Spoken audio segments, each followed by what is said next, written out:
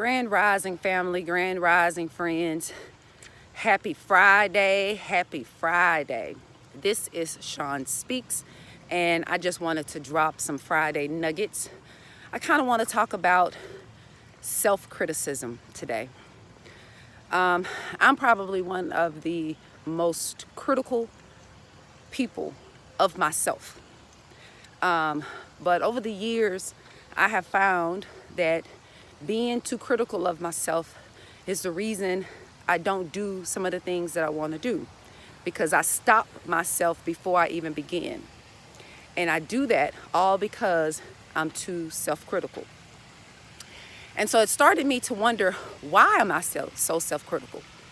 And I realized that the seeds of my self-criticism came from my training of comparison.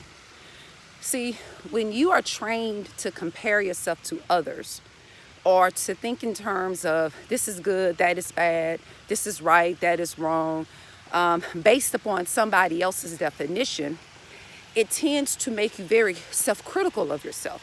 So you then don't trust yourself.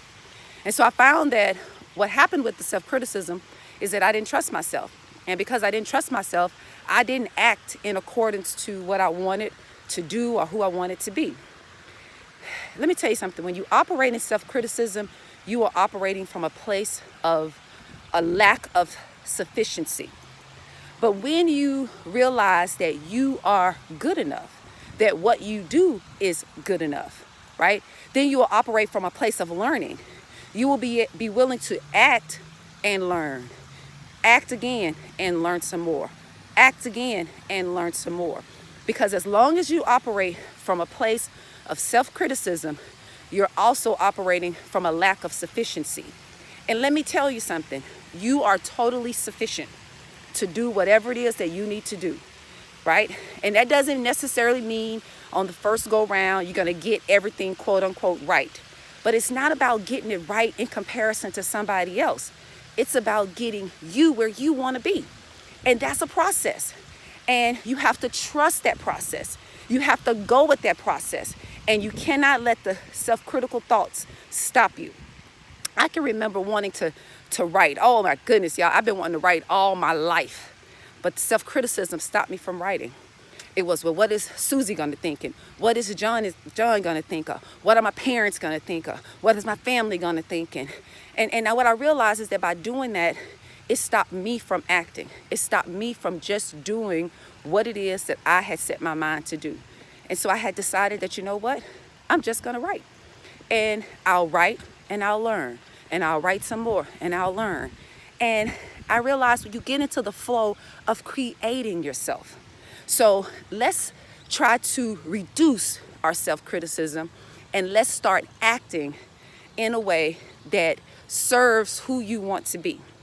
And when you start to do that, you will tap into your creativity and you will tap into the self-belief that you are good enough and what you do is good enough and who you are is good enough. And that's my nuggets for today.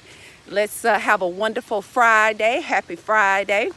Hey, look, I don't know if any of you know, I have a blog at freeyourthinkingmind.com. I know I have some people who know about it and some people who don't.